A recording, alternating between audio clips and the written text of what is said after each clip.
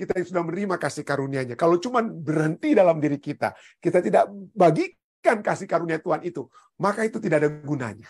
Harus di-exercise. Penting sekali itu di-exercise atau dilatih atau dikembangkan, ya.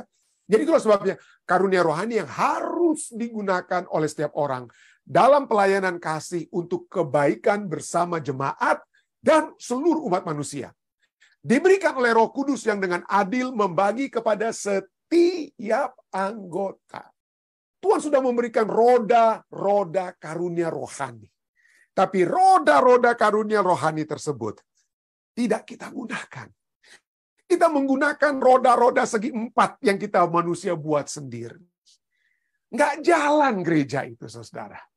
Terhadap 4.000 orang milioner, ya, menyatakan pada saat mereka itu menjadi lebih kaya dan lebih sukses, itu justru pada saat mereka lebih memberi, memikirkan tentang orang lain, dan di situ menjadi lebih baik kehidupan mereka. Pertanyaan bagi kita. Baca Yesaya 5 ayat 4. Apa dalam firman Tuhan dikatakan, apakah lagi, ya, saya ada sedikit perbaiki, kalau Anda baca Alkitab kita bahasa Indonesia ditulis apatah, bukan apakah. Ya. Saya tidak tahu, mungkin ada salah tulis saya tidak tahu, mungkin atau saya nggak tahu bahasa Indonesia itu apa itu, apatah. Tapi yang sesungguhnya apakah, ya? Apakah lagi? What more? Bahasa Inggrisnya what more? Apakah lagi yang harus diperbuat untuk kebun anggurku, untuk umat-umatku dengan kata lain, ya, yang belum kuperbuat kepadanya. Jadi dengan kata lain Tuhan berbicara melalui Nabi Yesaya. Tuhan sudah melakukan segala sesuatu. Dia sudah memberikan segala sesuatu agar umat-umatnya itu dapat memperoleh kekuatan. Agar umat-umatnya itu dapat memperoleh kemenangan. Apalagi, dia katakan, apalagi yang harus diperbuat untuk kebun anggurku itu. Yang belum kuperbuat kepadanya. Dengan kata lain Tuhan katakan apa? Semuanya aku sudah buat.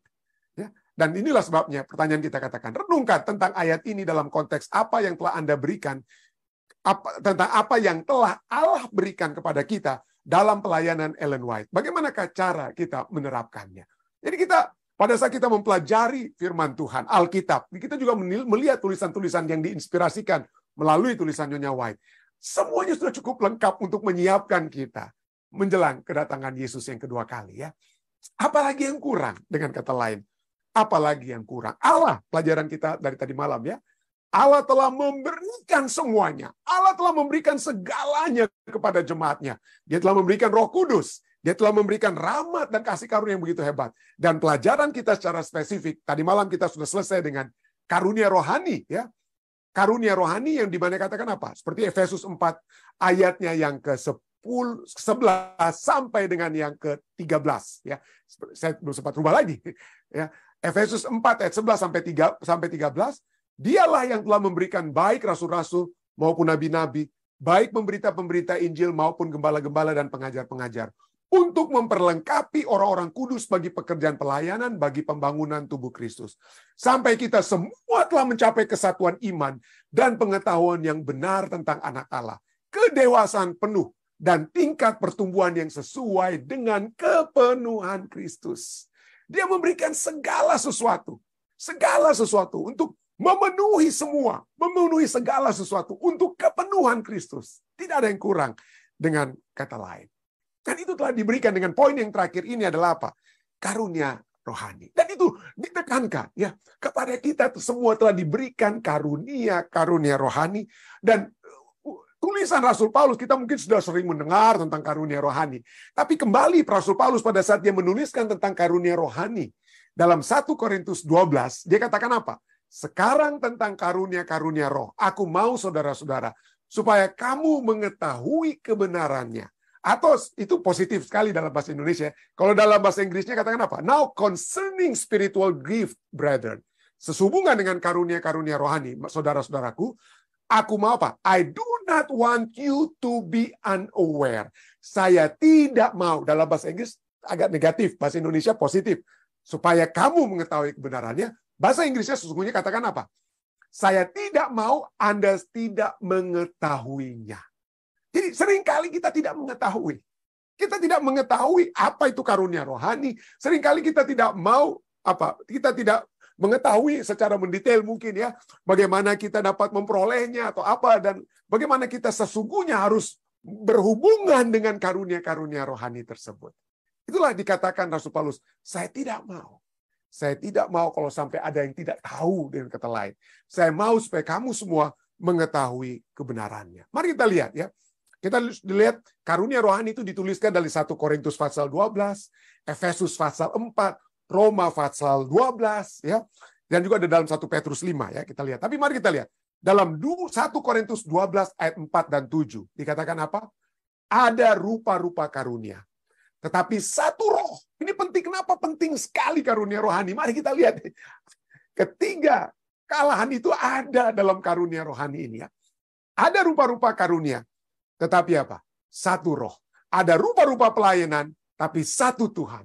Dan ada berbagai-bagai perbuatan ajaib. Tetapi Allah adalah satu. Satu Allah dari kata lain ya. Satu Allah yang mengerjakan semuanya dalam setiap orang.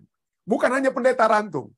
Bukan hanya ketua lalaki, atau ketua tilaar, atau ketua manopo. Tidak. Atau siapapun. Ya, pemimpin-pemimpin gereja Anda. Siapa? Bukan.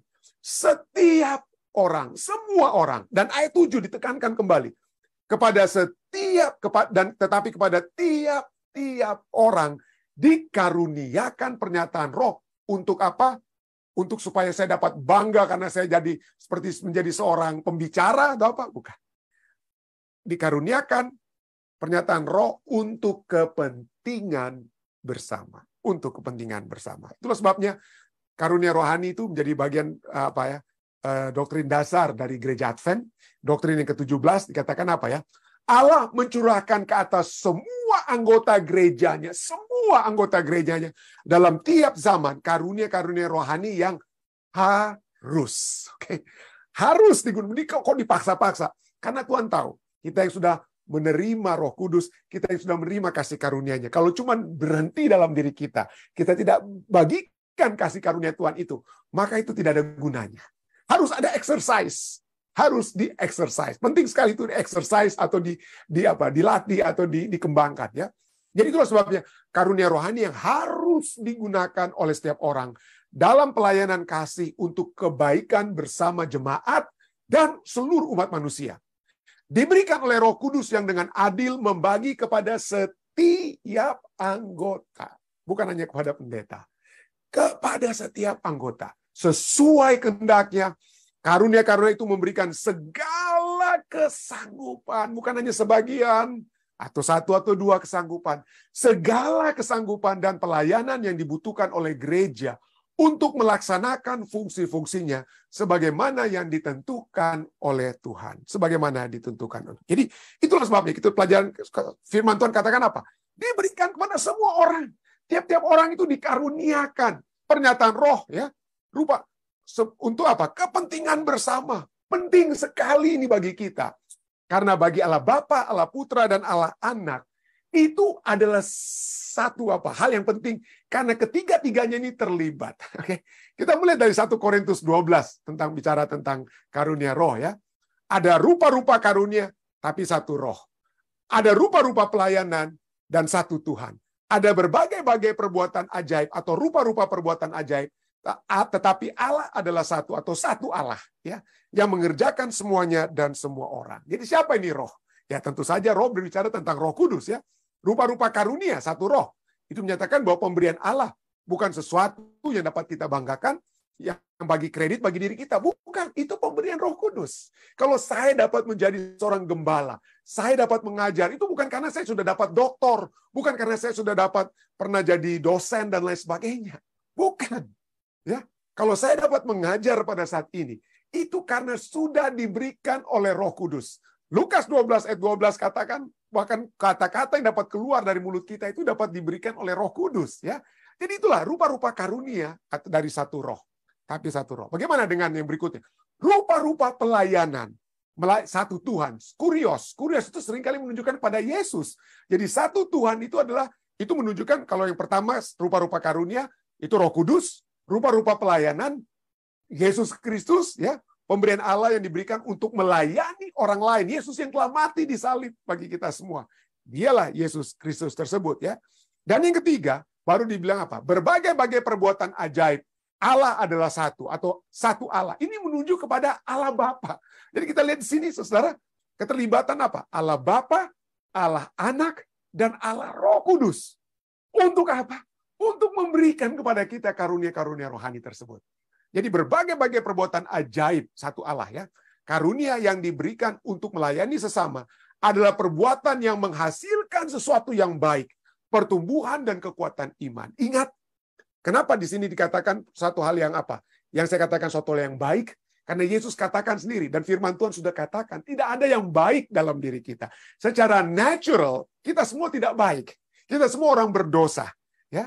Tapi oleh sebab kasih karunia Allah menyebabkan kita disanggupkan untuk menjadi orang baik. Tapi poin di sini, kembali kita dapat melihat bahwa kasih Allah yang begitu besar telah memberikan apa? Kepada kita karunia rohani. Itu adalah perbuatan-perbuatan yang sumbernya dari Allah Roh, Allah Anak, dan Allah Bapa. Ya, Allah Bapa itu sendiri. Ada dua jenis ya. Kalau kita lihat, berbagai-bagai perbuatan ajaib ya.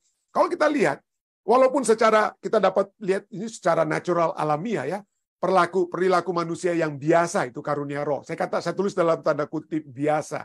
Kenapa? Karena sebenarnya itu pun hikmat itu dapat hikmat sebagai apa? Sebagai pengetahuan dan lain sebagainya itu juga diberikan dari atas ya. Tapi inilah, mari kita lihat ada dua jenis karunia-karunia rohani. Yang pertama adalah yang natural, yang alamiah. Perilaku manusia yang biasa ya. 1 Korintus 12 ayat 8 katakan, sebab kepada yang seorang roh memberikan karunia untuk berkata-kata dengan hikmat. Berkata-kata dengan hikmat, dan kepada yang lain roh yang sama memberikan karunia berkata-kata dengan pengetahuan. Walaupun hikmat dan pengetahuan itu sumbernya dari surga, tapi ya karena sering kita dengar orang berbicara, orang bisa berkata-kata, jadi oke, itu udah biasa. Jadi ada yang biasa, dari sudut pandang manusia ini biasa, tapi sesungguhnya itu datangnya dari Tuhan juga ya. Tapi ada yang luar biasa dengan kata lain, walaupun sebenarnya sama, tapi hanya sebagai untuk pembagian kategori begitu ya. Kita bisa melihat ada yang natural, lalu ada yang supernatural, ada yang ajaib, perilaku yang manusia yang tidak biasa atau tidak bisa bahkan dijelaskan. Kita sudah baca 1 Korintus 12 ayat 8 bicara tentang karunia berkata-kata dengan hikmat, karunia berkata-kata dengan pengetahuan, lalu yang 1 Korintus 12 ayat 9 sampai 10 katakan apa? Kepada yang seorang roh yang sama memberikan iman, dan kepada yang lain yang memberikan karunia untuk menyembuhkan. Waduh, menyembuhkan kan itu yang seringkali tidak biasa begitu ya. Itulah sebabnya kita tulis ajaib ya. Kita tulis ajaib. Kepada yang seorang roh memberikan kuasa untuk mengadakan mujizat. Dan ini secara terus terang lebih kelihatan dari kasat mata manusia. Walaupun kedua-duanya yang alamiah maupun yang tidak alamiah atau ajaib, semua sumbernya dari Allah, tapi dari kasat mata manusia yang supernatural ini, itu tidak biasa ya. Dan inilah kita bisa melihat bahwa karunia-karunia rohani seperti saya katakan tadi ada dalam apa? Dalam kitab Efesus pasal 4, Roma pasal 12, 1 Korintus 12 ayat 7 sampai 10, lalu disambung 1 Korintus 12 ayat 28, sama semua ya. Dari 1 Korintus 12 ya. Jadi ada yang menjadi, kan Efesus bilang tentang rasul-rasul, nabi-nabi, pengajar-pengajar, gembala dan penginjil. Roma 12 lebih luas lagi, melayani, karunia untuk melayani, menasehati, mengajar, menyumbang, memimpin atau kemurahan, berbuat kebaikan pada satu dengan lain. 1 Korintus 12, hikmat, bernubuat, ya, iman, menyembuhkan, mengadakan mujizat, pengetahuan, membedakan berbagai roh, berbagai bahasa, atau juga menafsirkan bahasa. Translator itulah itu menafsirkan bahasa. Ya, ada karunia-karunia. Saya pernah katakan saya selama kurang lebih 6,5 tahun di Filipina. 6,5 tahun saya bersekolah di Filipina untuk master dan doktoral saya. Tapi 6,5 tahun saya sudah menikah dengan orang Filipina. Tapi saya punya pengetahuan saya tentang bahasa Filipina itu cetek sekali, saudara. Sedikit sekali. Tapi ada mahasiswa-mahasiswa saya di Universitas Kelabat, seperti Pendeta Don Sirami ya. Dia pergi ke Filipina hanya untuk dilatih untuk 1,000 missionary. Ya. Selama kurang lebih hanya 9 bulan. 9 bulan. Lalu sesudah itu setelah dilatih, dia kemudian pergi ke desa-desa di Filipina dan dia mengajar dalam bahasa Filipina. dalam bahasa Filipin, bahasa Tagalog atau bahasa Visaya ya. Dia bisa buat itu. Saya yang 6,5 tahun itu tidak memiliki karunia untuk berbahasa Filipin, mungkin begitu ya. Tapi ada mahasiswa saya yang sekarang sudah menjadi pendeta, 6 bulan, 9 bulan dapat berkhotbah dalam bahasa-bahasa Filipin. Jadi itulah, itu karunia yang Roh Kudus berikan kepada mereka. Ya, dan dapat terjadi. Lalu 1 Korintus 12 ayat 28 juga berbicara tentang rasul, nabi, mengajar, menyembuhkan, mujizat, melayani, memimpin, berbagai bahasa. Nah, pertanyaannya. Kenapa kok tidak sama semua? Kenapa tidak ditulis sama? Efesus 4, Roma 12, 1 Korintus 12. Kenapa tidak sama semua? Kenapa harus berbeda-beda ya? Kenapa? Kenapa daftarnya tidak sama? Kenapa? Karena masih banyak lagi karunia-karunia lain yang tidak didaftarkan di sini. Banyak lagi yang tidak didaftarkan di sini. Namun karunia itu apabila diberikan oleh Roh Kudus kepada kita, ya diberikan untuk pembangunan dan pertumbuhan iman, maka itu yang dapat Anda tambahkan kemudian. Seperti menyanyi mungkin tidak ada ya. Menyanyi, main musik, dan lain tidak ada di sini. Tapi kalau menyanyi, main musik, dan lain sebagainya itu dapat digunakan untuk pembangunan dan pertumbuhan iman seluruh umat Tuhan, itu menjadi karunia rohani. Ya, itu menjadi karunia rohani. Betul, ada yang bilang, oh apa bedanya pendeta antara karunia rohani dan talenta? Oke, talenta itu sejak Anda lahir ya. Mungkin sudah dapat ada sedikit ya talentanya. Kalau karunia rohani adalah pada saat Anda dilahirkan kembali. Dilahirkan kembali Anda dapat itu karunia ini. Ada juga talenta itu didapat pada saat apa? Diberikan oleh sebab apa? Dari orang tua Anda yang ajar. Sedangkan karunia rohani itu diberikan untuk apa? Diberikan oleh Roh Kudus. Oke, itu perbedaannya antara karunia rohani dan talenta. Lalu apalagi? Mungkin ada talenta, orang punya talenta menyanyi. Tapi tadinya dia talenta menyanyinya itu untuk dirinya sendiri, untuk ketenarannya sendiri. Tapi pada saat dia bertobat, pada saat dia dilahirkan kembali, maka Roh Kudus menggunakan talenta menyanyinya itu untuk pertumbuhan iman, untuk pembangunan iman umat-umat manusia, umat-umat Tuhan. Maka talenta tersebut sekarang menjadi karunia rohani. Itulah bedanya antara talenta dan karunia apa? Karunia rohani. Tapi karunia rohani ini tidak sama di Efesus, Roma, Korintus 12. Kenapa? Karena itu bukan satu daftar yang lengkap. Artinya di zaman Rasul Paulus itu diberikan. Mungkin saat ini talenta Anda mungkin bukan berbagai bahasa lagi atau translator, tapi Anda memimpin Zoom seperti saudari Lina Tampu Bolon yang saat ini memimpin Zoom, atau saudari Ii Nainggolan, atau saudara Elisa Siregar. Ada begitu banyak talenta-talenta yang Anda dapat, karunia-karunia rohani yang Anda lakukan, dan itu dapat disebutkan juga sebagai apa? Karunia-karunia rohani untuk pembangunan pertumbuhan iman. Itulah sebabnya 1 Korintus 1:4 sampai 7, 1 Korintus 1:4 sampai 7 kita lihat bagaimana Rasul Paulus menunjukkan tentang daftar yang sangat luas dari karunia itu ya. Aku senantiasa mengucap syukur pada Allahku karena kamu atas kasih karunia Allah yang dianugerahkan kepada kamu dalam Kristus Yesus, sebab di dalam Dia kamu telah menjadi kaya dalam segala hal. Dalam segala macam perkataan, dalam segala macam pengetahuan, termasuk pengetahuan tentang teknologi yang saat ini dapat Anda gunakan untuk kemuliaan nama Tuhan. Menjadi moderator di Zoom dan lain sebagainya. Segala macam pengetahuan, itulah karunia Allah yang dianugerahkan kepada kita. Sesuai dengan kesaksian tentang Kristus yang telah diteguhkan di antara kamu. Demikianlah kamu tidak kekurangan dalam suatu karunia pun. Jadi karunia apa saja? Karunia apa saja? Di zaman Rasul Paulus belum ada gereja-gereja, masih ada rumah-rumah. Tapi mungkin sekarang karunia Anda adalah menjaga kebersihan gereja, ya, menjaga kebersihan gereja dan lain sebagainya. Melayani, Anda tidak berkhotbah, tapi Anda melayani untuk mengatur gereja supaya jadi lebih bersih dan lain sebagainya. Itu dapat menjadi satu karunia rohani. Karunia rohani ya, supaya umat-umat Tuhan tidak kekurangan dalam suatu karunia pun. Sementara kamu menantikan pernyataan Tuhan kita Yesus, menantikan kedatangan Tuhan yang kedua kali. Apa yang harus kita lakukan? Ya, apa yang harus kita lakukan? Ya, tentu saja kita dapat bertanya kepada Tuhan. Anda bisa juga isi kuesioner, mungkin kalau ada yang bisa buat kuesioner tentang karunia rohani. Tapi poinnya adalah itu sudah diberikan. Harus kita lakukan, kita hanya menerima dan melakukannya. Roma 12 bicara tentang karunia rohani juga dari Roma 12 ya. Demikianlah kita mempunyai karunia yang berlain-lainan menurut kasih karunia yang dianugerahkan, yang diberikan kepada kita. Jika karunia itu adalah bernubuat, baiklah kita melakukannya sesuai dengan iman kita. Jadi harus dilakukan apa? Kita menerima dan melakukan. Menerima dan melakukan. 1 Korintus 12 ayat 7. Kepada tiap-tiap orang dikaruniakan, diberikan pernyataan roh untuk kepentingan bersama. Jadi jangan hanya bilang, oh pendeta aja lah yang bikin semuanya atau apa. Enggak. Kita semua, tiap-tiap orang dikaruniakan pernyataan roh. Karunia rohani. Seperti Matius 25:15. Pada saat seorang tuan yang hendak berpergian ya, kepada hamba-hambanya, perumpamaan ini katakan apa? Kepada yang seorang diberikannya 5 talenta. Yang seorang lain 2 talenta, dan seorang lain 1 talenta. Masing-masing menurut kesanggupannya, lalu ia berangkat. Jadi itu kepada masing-masing kita sudah diberikan.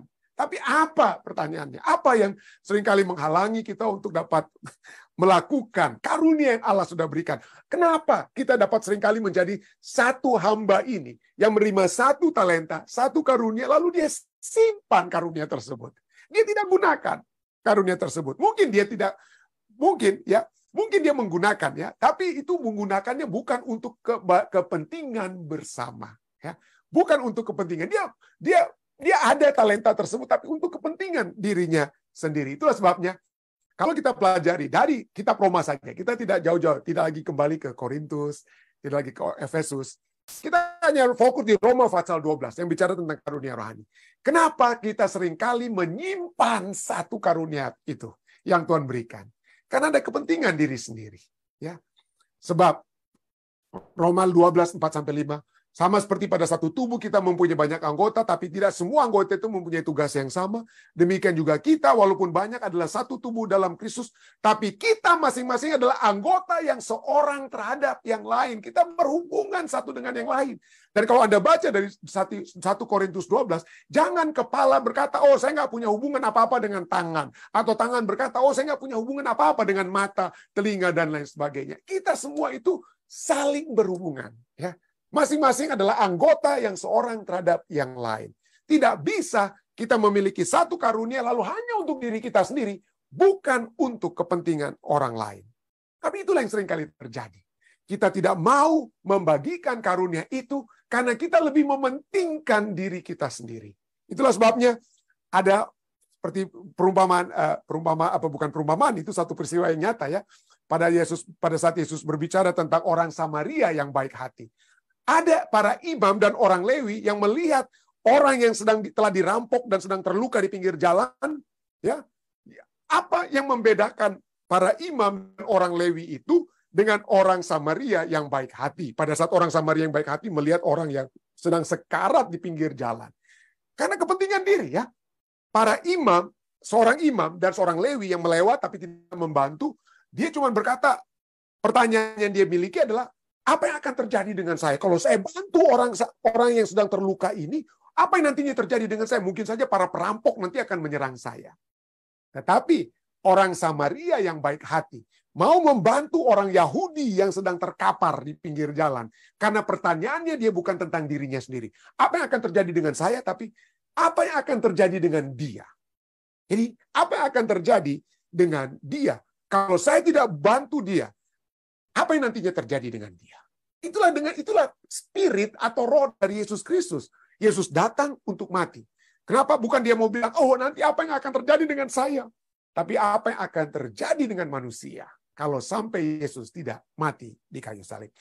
Kerinduan untuk dapat membantu, ya, memikirkan orang lain, membagikan karunia itu, jangan hanya simpan-simpan sendiri dengan kata lain. Adalah satu hal yang telah dipelajari oleh sains di dunia ini ya. Orang-orang yang berumur panjang, salah satu rahasia umur panjang daripada dari orang-orang yang ada di Okinawa, Jepang, ya, yang Blue Zone Study yang menunjukkan tempat-tempat di mana orang-orang itu umur-umur sampai 100-an tahun. Kenapa kok orang-orang tua Jepang di Okinawa itu memiliki umur panjang? Dikatakan karena mereka memiliki satu filsafat hidup yang artinya filsafat itu adalah ikigai. Ikigai artinya pada saat setiap pagi saya bangun, Pertanyaannya, aduh, hari ini apa yang saya dapat peroleh ya? Apa yang dapat saya miliki? Apa yang dapat saya hasilkan bagi diri saya? Tidak. Tapi pada saat mereka bangun, mereka akan berpikir, apa yang dapat saya lakukan bagi orang lain pada saat saya bangun? Dan inilah yang menyebabkan orang-orang Okinawa itu memiliki umur panjang. Karena mereka bukan berpikir, oh apa keuntungannya untuk saya? Ya. Ini perasaan saya nanti gimana dong? Ya. Mereka memikirkan apa yang dapat terbaik, yang dapat terjadi kepada orang lain. Kepada suami saya, kepada istri saya. Apa yang terbaik yang dapat saya lakukan bagi mereka hari ini. Dan pada saat setiap hari mereka memikirkan hal itu, itulah yang menyebabkan mereka itu umur panjang. Kalau daripada mereka yang memikirkan hanya untuk dirinya sendiri, ya. Dan penyelidikan demi penyelidikan menunjukkan bahwa melakukan hal yang terbaik untuk orang lain itu adalah satu hal yang membantu kita, ya. Milioner-milioner, ya, yang menyatakan tentang apa? Diselidiki Millionaire Study, Harvard Study terhadap 4.000 orang milioner, ya, menyatakan bahwa apa, ya? Bahwa pada saat orang-orang kaya ini, ya, pada saat mereka itu menjadi lebih kaya dan lebih sukses, itu justru pada saat mereka lebih memberi, ya, lebih pada saat mereka memberi, memikirkan tentang orang lain, dan disitulah mereka menjadi lebih apa? Menjadi lebih baik kehidupan mereka. Itulah sebabnya 1 Petrus 4 ayat 10 katakan apa? 1 Petrus 4 ayat 10, layanilah seorang akan yang lain sesuai dengan karunia rohani. Layanilah seorang dengan yang lain sesuai dengan karunia yang telah diperoleh tiap-tiap orang sebagai pengurus yang baik dari kasih karunia Allah. Jadi, poin pertama dan yang terutama adalah kepentingan diri sendiri. Yang kedua, apa yang menghalangi kita untuk, yang menyebabkan satu talenta yang kita miliki itu seharus kita kubur, nggak dapat berkembang, dapat digunakan untuk kepentingan bersama. Kita sudah baca Roma 12 ayat 4-5 untuk kepentingan sendiri. Sekarang adalah keangkuhan. Berdasarkan kasih karunia yang dianugerahkan kepadaku, aku berkata kepada setiap orang di antara kamu, janganlah kamu memikirkan hal-hal yang lebih tinggi daripada yang patut kamu pikirkan. Artinya kita sudah pelajari ayat ini kemarin, bahwa do not think of yourself more highly. Ya, dengan kata lain, ya, you not to think of himself more highly than he ought to think. Jadi jangan kita memikirkan seakan-akan diri kita itu lebih tinggi daripada orang lain, dengan kata lain. Tapi hendaklah kamu berpikir begitu rupa, sehingga kamu menguasai diri menurut ukuran iman yang dikaruniakan Allah kepada kamu. Jadi keangkuhan, wah saya ini hebat, dan lain sebagainya. Itu menghalangi karunia rohani itu dipraktekkan untuk mendapatkan pertumbuhan bersama. Poin ketiga, kita melihat bagaimana apa yang menghalangi karunia rohani itu karena apa? Keduniawian. Kita sudah baca Roma 12 ayat 4-5, kita baca Roma 12 ayat 3, dan sekarang Roma 12 ayat 2. Janganlah kamu menjadi serupa dengan dunia, tapi berubahlah oleh pembaruan budimu. Dia menyatakan bahwa talenta-talenta kita itu untuk keuntungan kita. Apa keuntungannya bagi kita? Apa nanti hasilnya secara finansial bagi saya? Kalau saya dapat menyanyi, kalau saya dapat melakukan sesuatu, kalau saya dapat membantu di gereja, ini untungnya untuk apa untuk saya? Saya dapat apa ini kalau saya bicara ini? Mudah-mudahan orang kasih uang kepada saya dan lain sebagainya. Itu kan prinsip duniawi. Ya, prinsip dunia. Kita tidak tahu bahwa pada saat kita melayani orang lain dengan karunia yang Tuhan berikan kepada kita, kita sesungguhnya yang pertama-tama dibantu. Ya, saya seringkali berkata bahwa pada saat saya membagikan firman Tuhan, bukan Anda saja yang memperoleh mungkin berkat, ya, tapi pertama-tama saya sendiri. Saya yang dikuatkan, saya yang diingatkan. Saya diingatkan tentang keangkuhan hidup, saya diingatkan untuk tidak berfokus pada diri saya sendiri. Itulah keuntungannya. Tapi dunia menyatakan bahwa apa yang kita lakukan, apa keuntungannya bagi kita? Apa keuntungannya bagi kita? Dan yang berikutnya, yang terakhir, bahwa hal yang menghalangi karunia rohani ini sehingga kita seringkali harus timbun atau kita kubur, kata lainnya, kita tidak kembangkan, adalah adanya kepasifan. Kita menjadi pasif. Udahlah, nggak usah kita bikin apa-apa, nggak usah kita praktekkan. Ya, kita harus melakukan. Ya, Roma 12, kita sudah baca lagi kembali Roma 12 ini ayat 6. Demikianlah kita mempunyai karunia yang berlain-lainan menurut kasih karunia yang dianugerahkan kepada kita. Jika karunia itu adalah untuk bernubuat, baiklah kita melakukannya sesuai dengan iman kita. Tapi seringkali kita tidak melakukan. Dan kalau di dalam jemaat, Yang dipikirkan hanya kepentingan pribadi kita masing-masing, kepentingan sendiri, adanya keangkuhan. Masa saya mau bersih-bersih, masa saya mau bikin ini, bikin itu. Artinya keangkuhan ini, saya kan pendeta, masa saya harus dihormati. Nah, kalau itu yang kita pikirkan dan keduniawian, apa untungnya buat saya? Atau buat apa? Orang lain aja yang kerja. Saya nggak usah kerja, nggak usah bikin apa-apa. Maka ini yang mungkin dapat terjadi. Apa yang salah dengan gambar ini? Apa yang salah dengan gambar ini? Tuhan sudah memberikan semuanya. Tuhan sudah memberikan roda-roda karunia rohani. Tapi roda-roda karunia rohani tersebut tidak kita gunakan. Kita menggunakan roda-roda segi empat yang kita manusia buat sendiri. Nggak jalan gereja itu, saudara. Nggak jalan. Ya. Setengah mati, hanya pendeta mungkin yang tarik sendiri. Ya, karunia-karunia rohaninya cuma nebeng, ya, anggota-anggotanya dengan karunia-karunia itu cuma nebeng, pendetanya yang tarik sendiri mungkin, atau kalau pendetanya juga pasif, ya udah, ketuanya narik, lalu satu diakon tolak dari belakang. Nggak mau jalan maju-maju.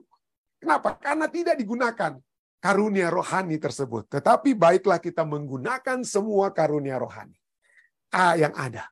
Dan kalau karunia rohani itu ada, roda yang bulat itu yang kita jalankan, maka gereja, umat-umat Tuhan itu akan bertumbuh, akan maju. Nggak ada yang susah parah, nggak ada yang pusing. Aduh, kenapa ini pasif sekali nih anggota gerejanya atau apa dan lain sebagainya. Tuhan sudah berkata kepada kita semua, ada rupa-rupa karunia, tapi satu roh. Ada rupa-rupa pelayanan, satu Tuhan. Ada berbagai-bagai perbuatan ajaib. Ada Allah, satu Allah yang mengerjakan semuanya dalam setiap orang. Tetapi kepada tiap-tiap orang dikaruniakan pernyataan roh untuk kepentingan bersama. Saya berdoa, kiranya kita semua dapat menjadi roda-roda yang berputar dalam jemaat. Ya, roda-roda yang berputar. Kenapa? Karena masing-masing kita tidak memiliki kepentingan sendiri. Tidak memiliki keangkuhan hidup. Ya, tidak memiliki keduniawian. Ya, tidak memiliki kepasifan. Melainkan kita semua bermohon kepada Tuhan. Tuhan, inilah aku. Gunakanlah aku, Tuhan. Inilah hambamu, gunakanlah aku untuk kemuliaan nama-Mu, untuk kepentingan bersama. Kiranya itu menjadi doa kita semua. Saya bawa ini dalam nama Yesus.